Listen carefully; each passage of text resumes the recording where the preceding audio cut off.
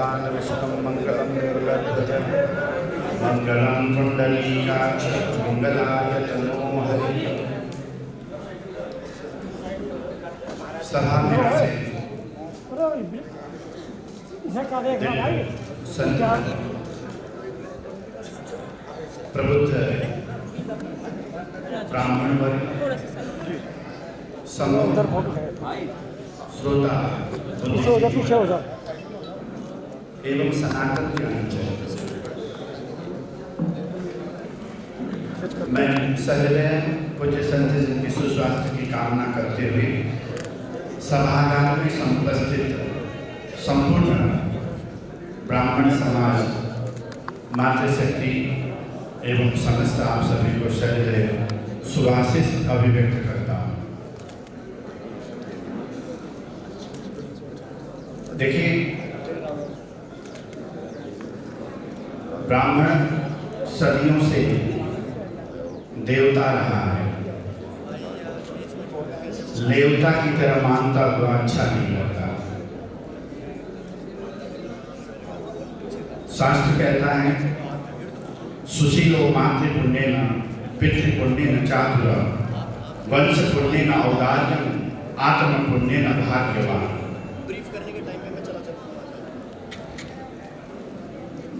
ब्राह्मणों को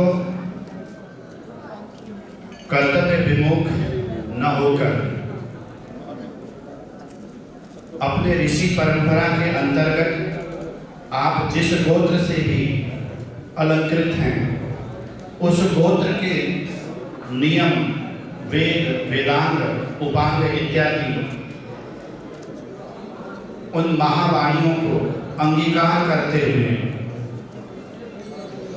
आज 140 करोड़ भारतीयों को मार्गदर्शन की आवश्यकता है। प्रागैतिहासिक काल से ही ब्राह्मणों का समूह गीदड़ों की तरह नहीं रहा, ये मुट्ठी भर ही रहा है। ये शिक्षा और राजसत्ता को संचालन करने के लिए और जन्म से लेकर मृत्यु पर्यंत जो जीवन के मुमुक्ष के लिए नीति निर्माण करने वाला ब्राह्मण है। अधिकार कमजोर वर्ग मानता है, अशिक्षित मानता है। ब्राह्मण तो स्वनाम धन्य है, उसका नाम कुछ भी हो, उसका गोत्र सत्य, द्वापर, त्रेता और कलिकाल खंड का नेतृत्व करता है। अपने गौरवशाली इतिहास को और पूर्वजों के उन्नत कृतियों को ब्राह्मण समाज मनन करे तो भारत की राजसत्ता बहुत सामान्य सी लगेगी। राजनीतिक प्रतियोगिता और भारत की राजनीति को दिशा, ये दोनों अलग विषय हैं। किसी को राजसत्ता का अवलोकन या अनुगमन करना हो, वो अलग विषय है। ब्राह्मण सदैव राजसत्ता को दशा और दिशा देने वाला रहा है। चाहे हरिश्चंद्र के जीवन में विश्वामित्र के रूप में हो, अयोध्या में वशिष्ठ के रूप में हो, शिवाजी के शासनकाल में गुरु राम के रूप में हो, चंद्रगुप्त के काल में चाणक्य के रूप में हो, ये ऋषि संतान है। दुख होता है, शेर के शिकार करने के लिए गुलेल लिए बैठे। शेर गुलेल से नहीं मरता है। ब्राह्मण का पहला अस्त्र क्या है? आप लोग इनमें संस्कृतज्ञ होंगे, मेरे साथ पढ़िए, श्लोक याद होगा। विद्या नाम नरस्य रूपम अधिकम प्रच्छन्न गुप्तम धनम विद्या भोग करी यशस्व करी विद्या गुरु नाम गुरु विद्या बंधु जनों विदेश गमने विद्या परा देवता विद्या राज सुपूज्यते न धनम विद्या विहीन पशु। ज्ञान रहित, बुद्धि रहित, समदम नीति रहित होकर ब्राह्मण धरती में जीवित रहता है तो वो नाम का ही ब्राह्मण नहीं, उसे ब्राह्मण नहीं माना जाएगा। ब्राह्मण आचरण से है। संपूर्ण ब्राह्मण को अपने आचरण को समुच्चय की ओर ले जाना चाहिए। आचरण गिरकर आगे के ब्राह्मणों में किसी का शिखा नहीं है, किसी का सूत्र नहीं है। मैं कई ब्राह्मणों के यहाँ जाता हूँ, उनके बच्चे उन्हें डैडी कहते हैं। विशेष जीवन शैली और सिविलाइजेशन का नहीं है।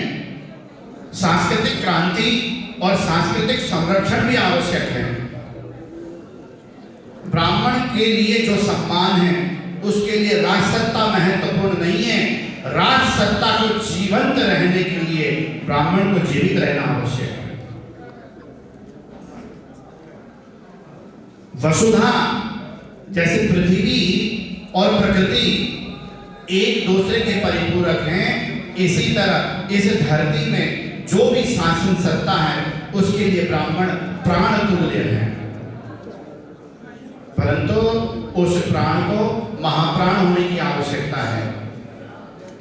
नेतृत्व कोई भी करे, अस्तित्व तो ब्राह्मण को स्वयं बचाना होगा। और ब्राह्मण का अस्तित्व क्या है? कहते थे कि आरती लिए ढूंढते हो तुम मंदिरों और राजप्रासादों में, देवता मिलेंगे तुम्हें कहीं सड़कों में पत्थर तोड़ते हुए, देवता मिलेंगे खेतों में और खलिहानों में। दिनकर ने कहा था, देखिए ज्ञान और समग्र ज्ञान में अंतर है। समग्र ज्ञान की आवश्यकता है। राजनीति में 5 कुचक्र हैं। राजनीति शास्त्र के 5 कुचक्र हैं: शक्ति, शासन, शोषण, शोक और शिथिलता। उस 5 कुचक्र के अंतर्गत ब्राह्मण समाहित हो गया है। कहते हैं ना कि गर हवाएं करें चिरागों का फैसला, गर हवाएं करें चिरागों का फैसला, सम्मा वही जलेगा जिसमें ताकत होगा। समूह बड़ा होने से हिस्सा बड़ा नहीं मिलता, व्यक्तित्व तो बड़ा होना चाहिए। विश्व को आप नया मार्ग दें, विश्व को पुरातन भारतीय और ब्राह्मण दर्शन से अवगत कराने के लिए ब्राह्मणों को पहले अपने चरित्र और सांस्कृतिक रूप से सबल, संबल और नेतृत्ववादी होना पड़ेगा। मैं जो भी राजनीतिक पथ के पथगामी हैं, जिन्हें भी ब्राह्मणों का नेतृत्व करने की अभिलाषा, इच्छा और आकांक्षा हो, उन्हें ब्राह्मण धर्म को समझना होगा। ब्राह्मण दयालु है, कृपालु है। ब्राह्मण धन से और राज्य से नहीं पहचाना जाता। त्रैलोक्यनाथ भगवान नारायण योगेश्वर कृष्ण ने सुदामा के पांव धोए थे। सुदामा कहीं से कोई सांसद नहीं था। सद्गुणों का जो धनी हो वही ब्राह्मण है, और जो दुर्गुणों से भरा हुआ है वो ब्राह्मण होते भी रावण के समान होता है। नैराश्य का विषय है, ब्राह्मण समाज में हमारी मातृशक्तियों ने अपनी शक्ति को सुसुप्ति की ओर ले गए। मातृशक्तियों को जागृत होना पड़ेगा। ब्राह्मणों के बच्चों के नाम है मोंटी, मोंटी, क्योंकि माँ सीबीएसई पास आउट हो गई तो बेटा मोंटी होगा। पुण्य, पवित्र, कुशाग्र नहीं। देखिए, सांस्कृतिक पराधीनता से पहले मुक्त होना होगा। राष्ट्र स्वतंत्र भले ही हो गया हो, हम पर संस्कृति के अधीनस्थ हो चुके हैं। इसीलिए मैं भगवान परशुराम ही नहीं, समस्त ऋषि संतानों से या ऋषियों से प्रार्थना करता हूँ, ब्राह्मणों को सद्बुद्धि दे, सदमार्ग की ओर पुनः लौटिए, वेद वेदांत की ओर। अरे विश्व गुरु तो ब्राह्मण ही है, लेकिन विश्व गुरु कब बनेगा? न वेद है उसके पास, न उपनिषद है। ज्ञानहीन, रूपहीन, गुणहीन कैसे पूजा जाए? सभा में उपस्थित जितने भी ब्राह्मण हैं अपने सिर पे हाथ रखिए, कितनों के पास सीखा है? चुटिया कितनों ने रखा है? क्या फायदा सब्जी में नमक के समान? खैर, मैं आप लोगों की एकता के लिए और आप लोगों की अभिवृद्धि के लिए और राजसत्ता को जो है राष्ट्र धर्म बोध कराने के लिए आप लोग प्रबुद्ध हों, शक्तिशाली हों, सशक्त हों, अशक्ति से बाहर हों, दीनहीनता से मुक्त हों, आपके वाणी में ओज हो, तेज हो, आपके जीवन में तप हो, सत्य हो, व्रत हो। और प्रत्येक ब्राह्मण कन्या ये संकल्प करें उनके गर्भ से परशुराम, विश्वामित्र, जमदग्नि इत्यादि वशिष्ठ आदि ऋषियों का जन्म हो, क्योंकि आपकी संकल्प ही, आपका संकल्प ही आपको राष्ट्र के लिए ले जाएगा और आपका राष्ट्र ही आपको संस्कृति के लिए ले जाएगा और आपका संस्कृति ही आपको मुक्ति की ओर ले जाएगा। जय तो संस्कृतम, जय तो भारतम, भारत माता की जय। धन्यवाद।